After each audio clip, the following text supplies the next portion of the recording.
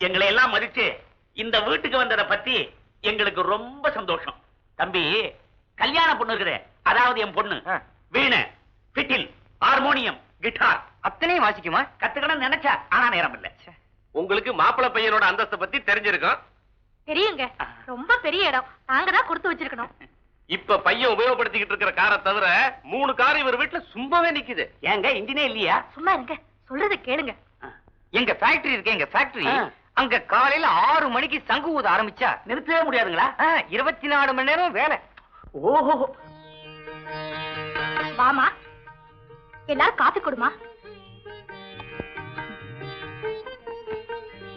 இவதான் என் மக பவித்ரா. எங்க மகன் சொல்லக்கூடாதா? எப்பவுமே என்ன விட்டுருவா. நமஸ்காரம் பண்ணிக்கமா. கல்யாணம் ஆனதுக்கு அப்புறம் கால்ல விழுந்து கும்பிட தயார். ஆனா இப்போ வெறும் கை நமஸ்காரம் தான். நானும் அப்படிதான். நீ இப்படி வெளிப்படையா பேசுறது எனக்கு ரொம்ப பிடிக்குது. காபி சாப்பிடுங்க. காஃபில என்னமோ கருப்பா மதக்குது. அவனுக்கு தொட்டத்துக்கெல்லாம் சந்தேகம் வந்துடும். காப்பி தூளா இருக்குண்டா. ஓஹோ, இவங்க வீட்டுல காப்பி தூள்லதான் காப்பி போடுறாங்கன்னு எனக்கு தெரியணுமா? அப்ப மேற்கொண்டு பேசுவான். பேசுவோமே.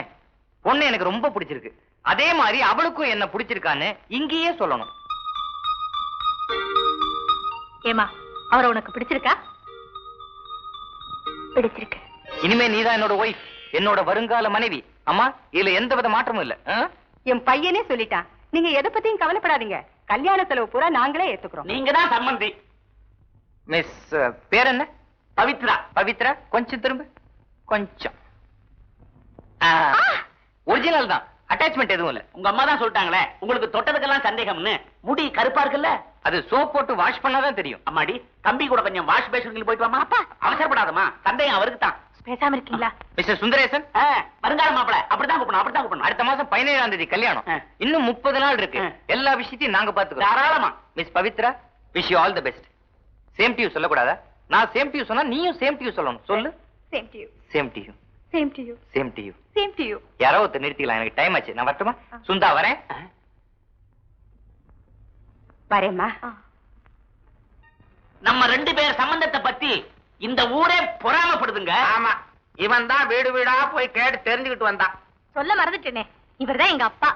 என் மாமனார். ரொம்ப துறக்காத மூடு. எங்க குடும்பத்துக்கே பெரியவர், பெரிய எஸ்டேட் எல்லாம் வச்சிருக்கார். இப்ப 2-3 பங்களாவை தவிர எல்லாத்தையும் வித்துட்டாரு. இல்ல, அதெல்லாமா கேட்டாங்க. நம்ம சம்பந்தி அம்மா யாருன்னு சொல்லலையே, படப்ப வஜ்ரவேல இருந்தார. அட நீ ஒண்ணு கொத்தவால் சாவடியில அழுகுன காய்கறிகள் எல்லாம் பொறிக்கிட்டு தெரிஞ்சான அவன் தானே. என்னமோ அதிர்ஷ்டவசமா குதிரை வால்ல பணத்தை கட்டி கோடீஸ்வரன் ஆயிட்டான். எங்க தாத்தா கூட குதிரை ரேஸ்ல தான் நிறைய பணம் சம்பாதிச்சாருன்னு சொல்லுவாங்க. அட உங்க தாத்தா என்னம்மா, இந்த ஜில்லாவில எனக்கு தெரியாத பயலே கிடையாது. ஆமா, நீ யாருப்பா? நம்ம மாப்பிள்ளை பையன் இருக்கிறார, அவருக்கு ஒரு வகையில தூரத்து மாமா. தூரத்து மாமாவா? அப்ப கொஞ்சம் தூரமாவே இரு. மாமா, இவங்கதான் என் சின்னம்மா, அதாவது பொண்ணுக்கு பாட்டி. பாட்டி என்ன பாட்டி? என்ன பார்த்தா பாட்டி மாதிரியா தெரியுது? எல்லாரும் என்ன சின்னம்மான்னு கூப்பிடுற மாதிரி அவளும் என்ன சின்னம்மானே கூப்பிடட்டும், அதான் எனக்கு பிடிக்கும். சம்பந்தி அம்மா, இதுதான் என் 2வது சம்சாரம்.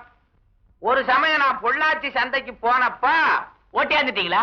அடே, அடிச்சு உன்னை கொன்னுடுவேன். கொன்னாமா 2 பேரும் சந்திச்சமா ஒரு மாதிரி புடிச்சது, அப்படியே கூட்டு வந்துட்டேன்.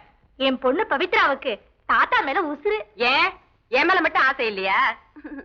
சம்மந்தி அம்மா, எங்க வீட்டு பொண்ணு ஆசைப்பட்டுட்டா, இனிமே அவளை கண்கலங்காம நீங்க தான் காப்பாத்தணும். நான் அவருக்கு 2வது சம்சாரமா இருந்தாலும் ஜானகி என் பொண்ணு மாதிரி தான். அவருக்கும் வயசாகுது, நாளைக்கே பொசுக்குன்னு ஏதாவது ஒண்ணு ஆயிடுச்சு. அவர் காலத்துக்கு அப்புறம் பேத்திக்கின்னு நான் ஒண்ணு எழுதாம போயிடுவேனா? எல்லாத்தையும் அவளே முடிவு பண்ணிடுவான். நான் முடிவு பண்ணா அது சரியா தான் இருக்கும். நேரமாவது இல்ல, உடனே பாக்குவத்திலே மாத்திக்குவோம். பெரியவர் நீங்க, உங்க கையால எடுத்து கொடுங்க. ஏன் அவரு கை இல்லையா? உங்க கையால எடுத்து கொடுங்க. அப்பா, எல்லாமே மகனரமா முடியட்டும். புடிங்க.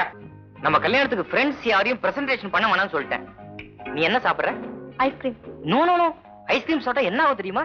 ஜலதோஷம் பிடிக்கும். ஜலதோஷம் பிடிச்சா ஜுரம் வரும். ஜுரம் வந்தா நர்சிங் ஹோம்ல அட்மிட் பண்ணும். நோ நோ, நீ ஐஸ்கிரீம் சாப்பிட கூடாது. நீ சூடா காபி சாப்பிடுற, நான் ஜில்லுன்னு ஐஸ்கிரீம் சாப்பிடுறேன். வேற சூடா ஒரு ஐஸ்கிரீம், ஜில்லுன்னு ஒரு காபியும் கொண்டா. இப்படிதான் கல்யாணத்துக்கு முன்னாடி ஒரே பதட்டம். உங்க வீட்டுல எல்லாரும் எனக்கு பிடிக்குது, ஆனா உங்க அப்பா தான் ஒரு அரலூஸ். பாவம், அவர் வெகுளி. அதத்தான் நான் பிடிச்சோ.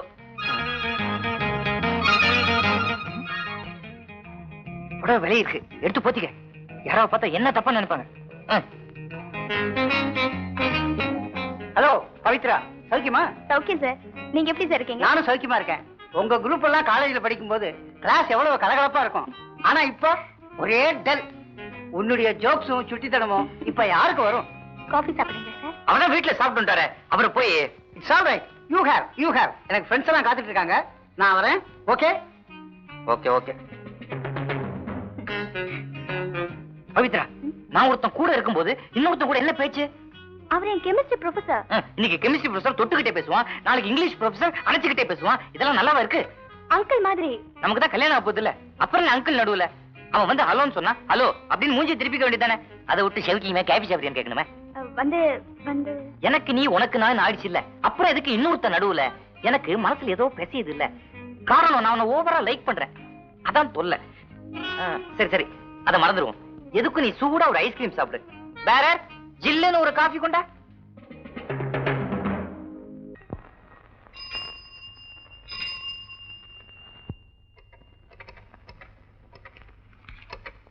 எக்ஸ்கியூஸ் மீ, நான் மிஸ்டர் ராஜுவை பார்க்கணும். ரூம்ல இருக்காரு, உள்ள போங்க. தேங்க்ஸ்.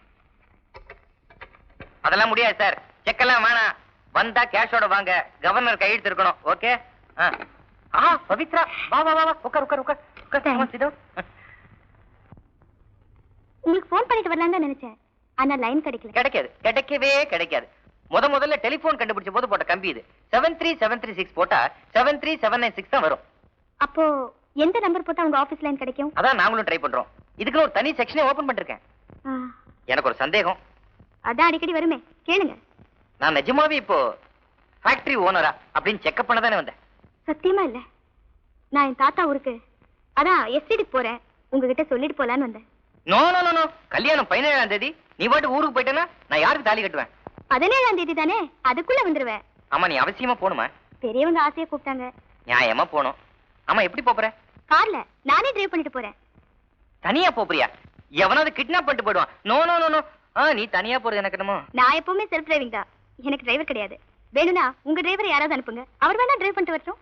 கரெக்ட். என் டிரைவர் வயசு பையன், எதுக்கு அனாவசியமான வம்பு? போற வேளை நீ வேற மனசு மாறிட்டா. பரவாயில்ல, நீ தனியாவே போ. தாத்தா எஸ்டேட்ல போன் இருக்கு, அந்த போன் வேலை செய்தோ? உங்களுக்கு எப்ப ஆச்சுன்னா போன் பண்ணலாம். எனக்கு எப்பப்ப தோணுதோ அப்பெல்லாம் பண்றேன். போற இடத்துல நேரத்துக்கு படுத்து தூங்கு. அனாவசியமா யார்கிட்டயும் பேசாத, குறிப்பா ஆம்பளைங்க கிட்ட பேசவே பேசாத. அயோக்கிய பசங்க என்ன தவிர. அத பத்தி கவலைப்படாதீங்க, நான் கேர்ஃபுல்லா இருப்பேன். அந்த நம்பிக்கை இருக்கு. வரேன். பாய். சரி, ஓகே. கொண்டதான்